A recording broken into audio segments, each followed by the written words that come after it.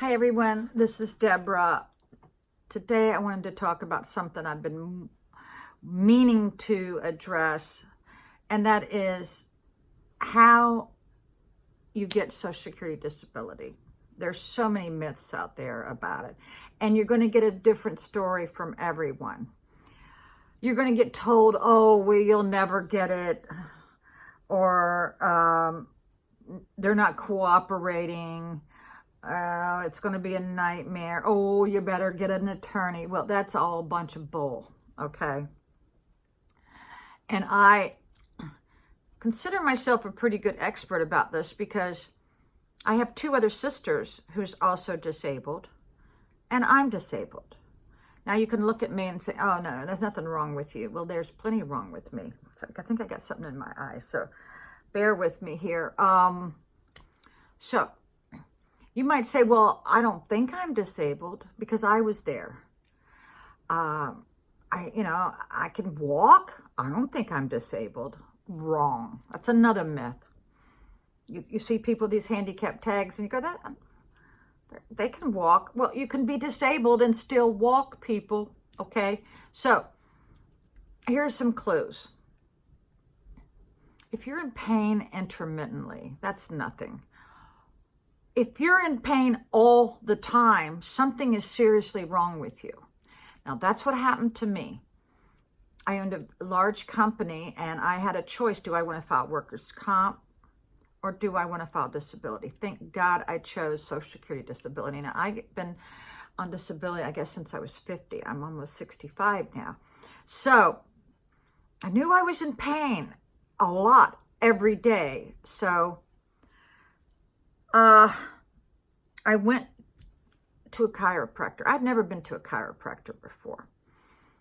Now, this is how you can judge. If you can, if you know you can't do the things that you used to do. I'm talking about being in chronic serious pain. I remember I used to go to the movies like 3 times a week. Well, all of a sudden I couldn't stand in the movie line without it hurting really, really bad. And another clue that gave me that something was wrong with me is that at Christmas, I was a Christmas nut. I used to wrap like 50 presents in one night, standing with no problem. And then all of a sudden, I couldn't do it anymore. It hurt so bad. So I went to a chiropractor, and he just said, I'm going to take an x-ray of you. Then he sat me down and spent a half hour or more talking to me, and he goes, everything that could be wrong with the back is wrong with yours. I was in shock. So when I had an opportunity to go to the hospital, I begged them for an MRI, and they're saying, I don't want to give you an MRI. Well, I made them. You are responsible for your medical situation, so you have to be assertive. They didn't want to give me an MRI, but I made them. The minute that I came out of the machine, the radiologist had this awful look on his face. I mean, really bad, because I read people. And I said, there's something wrong. And he would not answer because a doctor has to look this over, I'm assuming.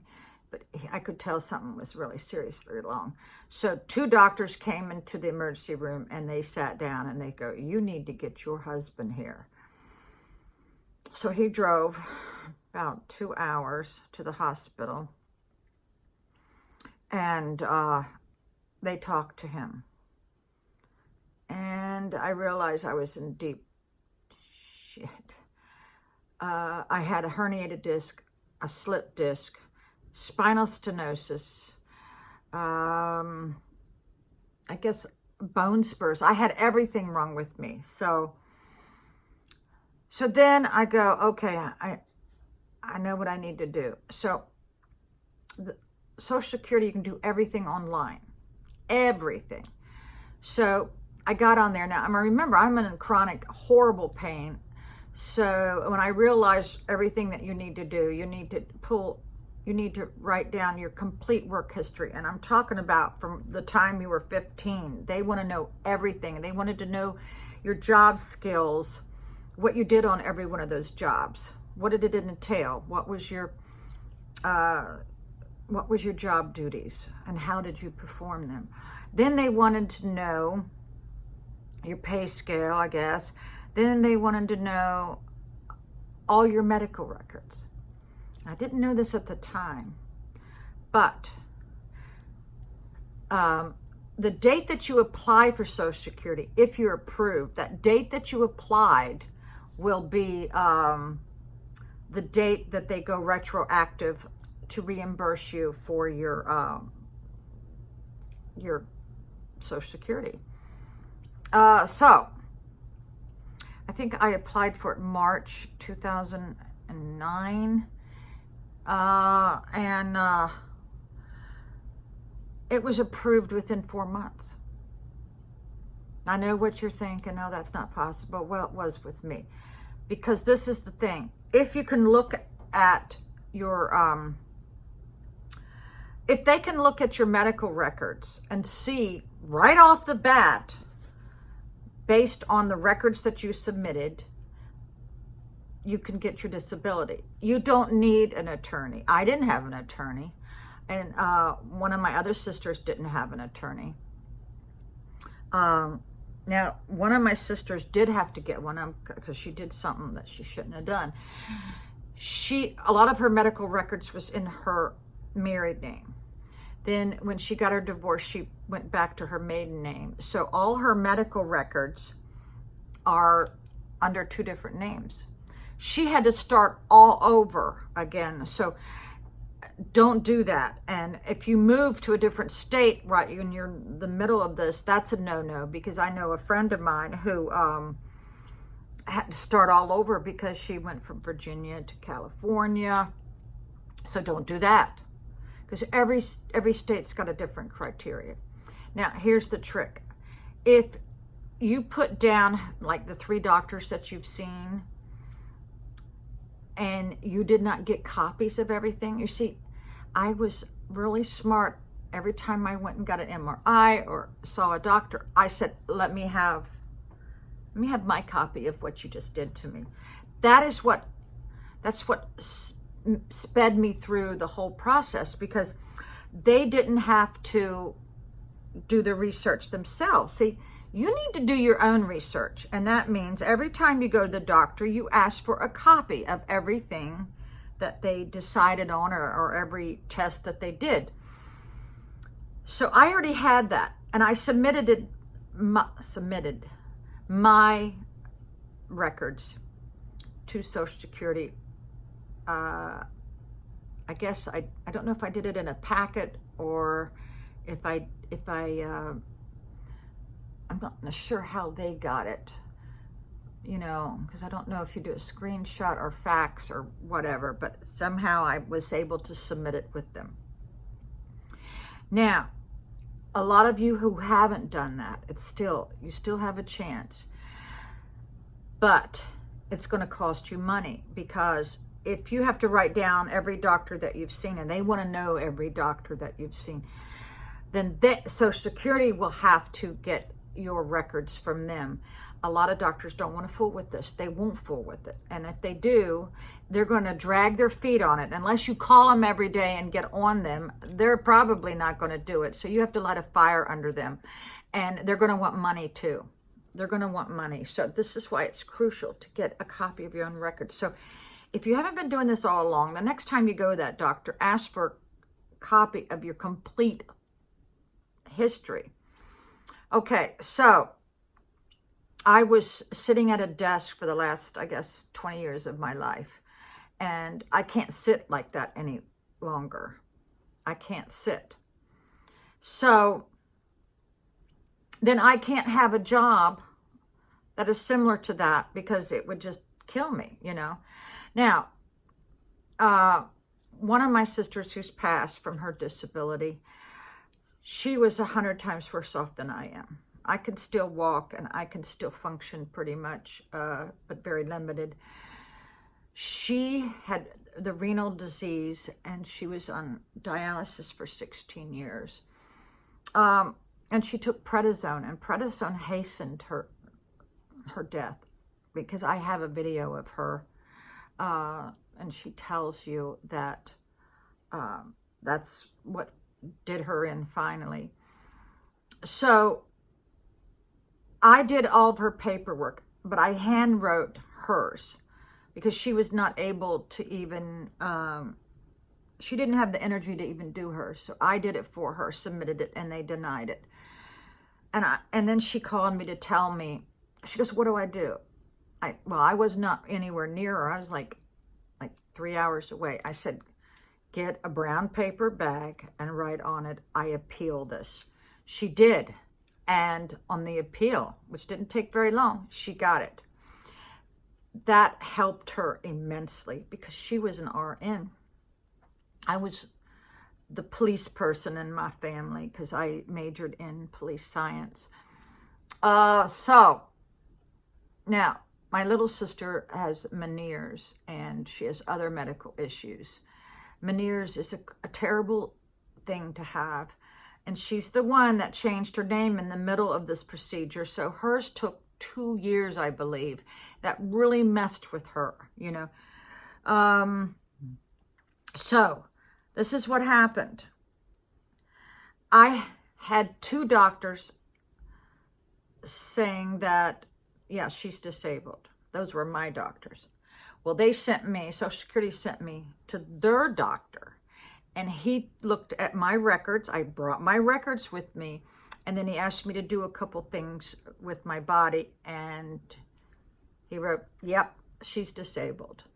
So not only did I have my 2 doctors say I was, but their own Social Security, because they're going to make you go to their own doctor. And he said, yeah, she's disabled. Now, this was the middle of my divorce. And my ex was not giving me anything. I had to take him to court. He was not giving me anything. And I know what y'all are saying. Oh, why are you depending on a man? Well, because I owned the company, okay? And I had to get a protective order, which means I could not go into my own office because that's where he's at, you see. That's where he's at. I didn't even want to go anywhere near him because there was a protective order. So I had to go to court to get spousal support. And our company made a lot of money. So I only asked for maybe 10% of what I could have. And but there was that time where he wasn't helping me at all, even after 40 years of marriage. And I remember taking my grandchildren to a restaurant and I was looking at my finances and I was about to cry because I couldn't even go out to eat. I had no money. I looked in my bank account. All of a sudden, there was a lot of money in it. I was afraid that there was a mistake. So I called the bank. I said, where did this money come from? And they go, well, from our experience, looks like it came from the state. That's when I knew my disability had been approved. I never got a letter. They just put the money in my bank account and they went retroactive. Now, I eventually did, like a month later, get a letter saying, we have found based on your records that the date that you applied that you are disabled. And so we've given you all the money that we've given you, you know, your money for disability. Now, here's how it's calculated. That's why if you look at your paycheck stubs, it's got a line for Medicare. If you have worked and you've had withholding is the taxes that they took out. If you have so many units, this is why it's not good to work under the table. If you work under the table, you've just messed with your old age. And if you ever get a disability, if you haven't paid into this, you're not going to get anything. So if you've never been in the work field, you can't get disability. Now, I can't retire until I'm 66 and 2 months. Because I'm disabled, you are under a different criteria of when you can retire. I have to work another year. I have to wait like another year and a half before I can. Now, I'm going to tell you how it is calculated.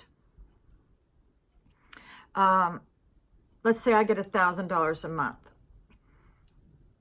You can get A, B, and D. One is for hospitals, one's for doctor visits, and D's like for your prescriptions. So that is taken right out of your Social Security. You have to be on disability for 2 years before you get your Medicare. That means it's like having a hospitalization policy. So it doesn't cover everything, but it covers like 80%. And let's see. So a lot of you say, oh, you can't work if you're disabled. That's bull crap, because I went under the trial work program. Now, what that is, you are allowed to work while you're receiving disability, and they limit you every year. It goes up a little bit, because last year, I think this year's like 880. Last year was 850. That's gross. They go by your gross. That is how much money you made before they take out taxes. And yes, they still going to take out taxes. You always got to pay the taxes. And you have to pay taxes on your disability check. So I always get Social Security to deduct 7 or 10% out of every one of my checks that goes into paying the taxes. So you have to pay money on your disability. So let's now see, where am I at with this story? Yeah, I think that might be it. Oh, yeah, we're talking about the trial work period. So they go by hours. And let's say if I make $11 an hour, you got to times that by how many hours you worked in that month. Now, your pay period ending is going to cause this to be a little bit more difficult and confusing. So take that into consideration. I cannot make more than $880 in 1 month gross, $880. But the problem is this: if your pay periods, like mine's getting paid every 2 weeks, the problem with that is there may be 3 pay periods in that month, and I could easily go over, because even though that some months may have 28 days, I still could be going by 3 pay periods, and then I could be in a lot of trouble. But under the trial work period, I think it's a 64-month range, you can make as much money as you want and go over that 880 for this year 9 times. Now, I've gone over like 2 times 2 years ago, maybe 2 times last year, but I'm allowed to do that 9 times. But you may not get a good answer when you call Social Security, because I just found out last week that they're a year behind, and I've been audited every year. But last year, I think because the government shut down, they didn't audit me. So you have to do your own stuff, because I have to send in my paycheck to them. And I would highly recommend that you do it with certified mail. Get restricted, make somebody sign for that, okay? Because they're going to say they didn't get it, because that's what they just did with me last week. And I said, excuse me, I've got receipts where I sent every paycheck stub certified. And then you can go onto the Social Security site and also enter your paycheck stubs, but you still need to send it in to your local Social Security disability office. So once you've gone over 9 times, you've got to be really accurate with this. Even if it's at $1, then you've gone over, then that counts your 9 times that you can go over in a 64-month period. So then what happens is then they put you into the SGA. What that is substantial gainful activity. So then I was told, once I go over 9 times, you can make $1 million a month. They don't care, but that counts towards your 9. Then you're going to go into the SGA, and I cannot make more than 1,120. So if I do that, I lose my disability totally. I lose it. So you have to take really good records. You have to be anal about these record keeping, because they're not going, like, if I've already gone over that 9 times, they're not going to tell you. You have to know what you've done. So it is really confusing, but everything you need to do is on my Social Security. So I highly recommend that you go on there, and they will explain things, but they explain it in such a way that sometimes I mean, I've had to call them 3 times to get them to explain it in a different way to me, you know, because when you read this stuff on their site, sometimes it makes no sense. Because one minute they'll contradict something, the next minute they'll contradict something else. So you've got, when you call into Social Security, you can ask them to call you back on a certain day at a certain time, because if not, you'll be on hold with Social Security for 2 or 3 hours, and I mean that. So whoever you talk to, get their name, write down everything they said, because I got different stories from different people in the Social Security office. I got different stories from different people. So that's why you just don't call once. You better call 3 times, because you're going to get 3 different stories. So I hope I've helped somebody out there. If you have a feeling that something's wrong with you, that is going to keep you from doing the job that you're doing right now, you can get disability. And you don't get a lawyer, because they're going to take 1/3 out of your first check. And it's nothing. If you can type, or if you can just handwrite, you can do this, you know, handwritten. But you got to spend, it took me 2 weeks, 2 hours a day to get every bit of the info. And that is a little daunting if you're in pain, but I did it. Every day I would spend 2 hours doing it. Don't let it overwhelm you, and gather all your work records, your history. Hopefully you've kept your old W-2s or your taxes. I never throw away any of mine, because you never know what you might need, you know. So I'll bid adieu. You all have a nice night, and thank you so very much for watching. And if you know somebody in your family that is struggling and they don't have any money, and you know that they could get it, it's worth a try. Have them watch this video. So thank you very much. Bye. Hit the subscribe button.